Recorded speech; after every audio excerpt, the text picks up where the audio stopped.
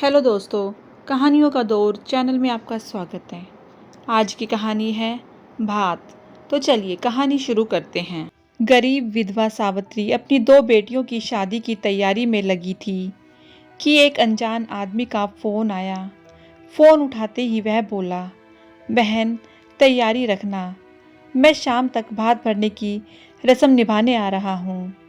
सावित्री बोली, कौन बोल रहे हो भाई? वह बोला, तेरा भाई बोल रहा हूँ। सावित्री बोली, मेरा तो कोई भाई नहीं है, क्यों गरीब के साथ मजाक करते हो भाई? वह बोला, बहनों के साथ मजाक नहीं किया जाता बहन, 4 बजे तक पहुँच जाऊँगा, मेरा विश्वास करना। इतना कहकर उसने फ़ोन काट दिया। सावित्री की बड़ी बेटी बोली, कौन था माँ? वह उदास होकर बोली, नाम नहीं बताया बेटा, बोल रहा है शाम तक भात लेकर पहुंच जाऊंगा। बेटी शंका भरे स्वर में बोली, ये सब चाची करवा रही है माँ। कल तुम रोते हुए कह रही थी कि मेरा तो कोई भाई नहीं है, मुझे चुनरी कौन उड़ाएगा। तब चाची ने सुन लिया होगा, तेरे मज़े लेने के लिए आज किसी से फ़ोन करवा दिया। सावित्री बोली, भगवान सब देख रहा है, कोई मुझ विधवा के साथ मजाक करेगा तो अपने कर्मों की सजा पाएगा। फिर सावित्री अपने काम में लग गई। शादी में एक ही दिन बचा था। वह औरत होकर सब कुछ संभाल रही थी। सावित्री के 3 संतान थी। बड़ी बेटी 20 साल की थी, उससे छोटी बेटी 20 साल की थी और एक 13 वर्षीय बेटा था। पति का 3 साल पहले बीमारी की वजह से देहांत हो गया था। सावित्री के एक देवर भी था, जिससे बोलचाल बंद थी। इस कारण वह और उसकी पत्नी शादी में नहीं आ रहे थे। उसका कोई भाई नहीं था। पिता बहुत साल पहले भगवान को प्यारे हो चुके थे। इस कारण सावित्री माँ को अपने साथ ले आई थी। माँ ही नहीं, सावित्री की बूढ़ी सास भी उसी के साथ रहती थी। वह जैसे तैसे मजदूरी करके 3 बच्चों और 2 बूढ़ी औरतों का भरण पोषण कर रही थी। जमाने की बुरी नज़रों के डर से वह जल्दी से दोनों बेटियों की शादी कर देना चाहती थी। शादी में एक दिन बचा था कि अचानक उस अजनबी का फ़ोन आ गया कि वह भात की रस्म निभाने आ रहा है। उस अजनबी की आवाज़ सुनकर पता नहीं क्यों सावित्री का दिल कह रहा था कि वह आएगा, वह ज़रूर आएगा। सावित्री की आर्थिक हालत ऐसी थी कि वह छोटा सा टेंट भी नहीं लगवा सकती थी। आने वाले अजनबी भाई का क्या स्वागत करती।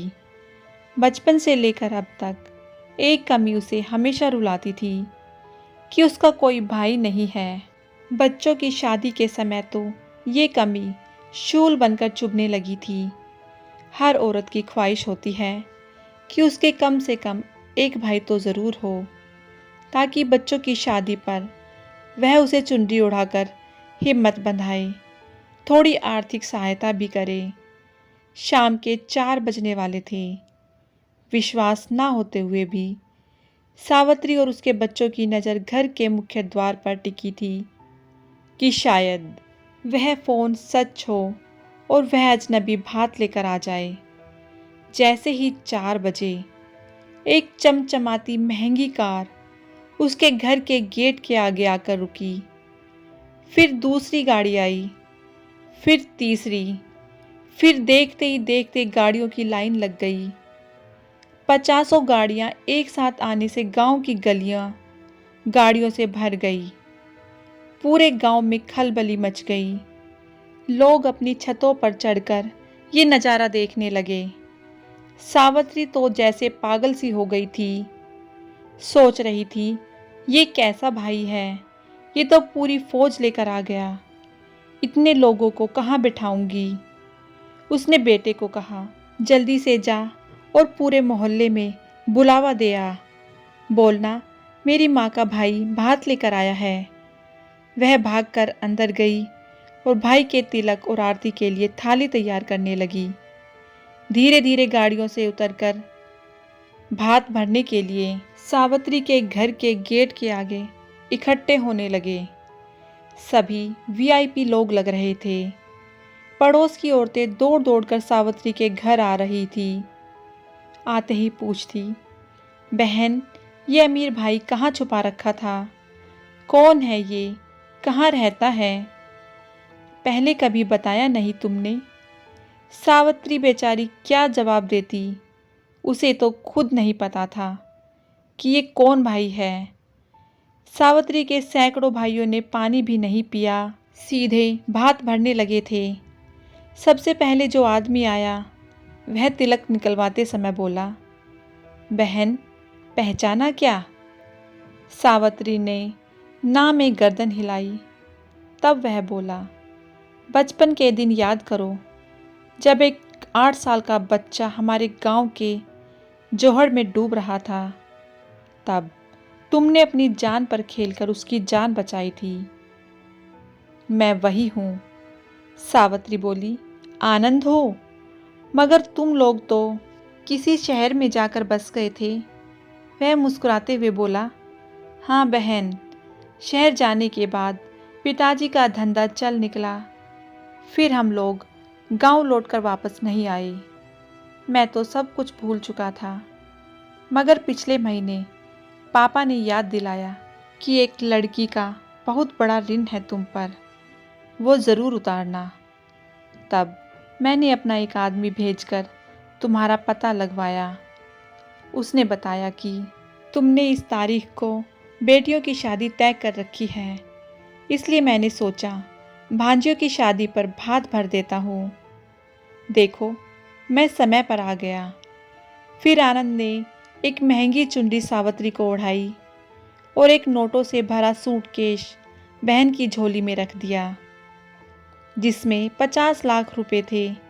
उसके साथ आए सैकड़ों लोगों ने भी उसे चुनरी ओढ़ाई और नोटों की गड्डियां थाली में रखते गए। अचानक एक गरीब औरत के घर पैसों की बरसात हो गई थी। जो भी देख रहा था सदमे में आ गया। एक विधवा जो बेटियों की शादी का खर्च उठाने के काबिल भी नहीं थी, उसके इतने सारे करोड़पति भाई आ गए। भाई ना होने के कारण वह एक चुनरी को तरस रही थी, मगर उसके भाइयों ने तो उसे सैकड़ों चुनरियां उड़ा दी थी। सावित्री पगलाई सी रोते रोते भाइयों का तिलक कर रही थी। सावित्री को रोते देखकर पास खड़ी महिलाओं के भी आंसू निकल रहे थे। अभी भात की रस्म पूरी ही हुई थी कि एक ट्रक आया जिसमें दहेज का सामान भरा पड़ा था। सारा सामान सावित्री के घर में उतार दिया गया। सारे सामान को सभी आंखें फाड़ कर देखने लगे, क्योंकि इतना कीमती सामान किसी ने भी अपनी बेटी को नहीं दिया था।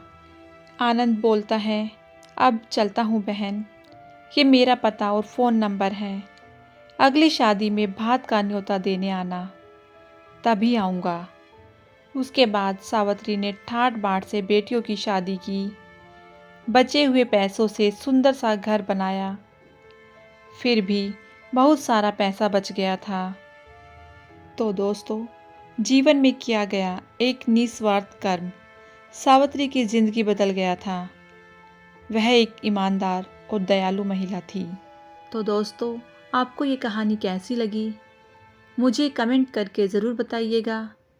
यदि कहानी अच्छी लगी हो तो कहानी को लाइक कीजिएगा, शेयर कीजिएगा और चैनल को सब्सक्राइब करना बिल्कुल ना भूलिएगा। कहानी सुनने के लिए बहुत बहुत धन्यवाद।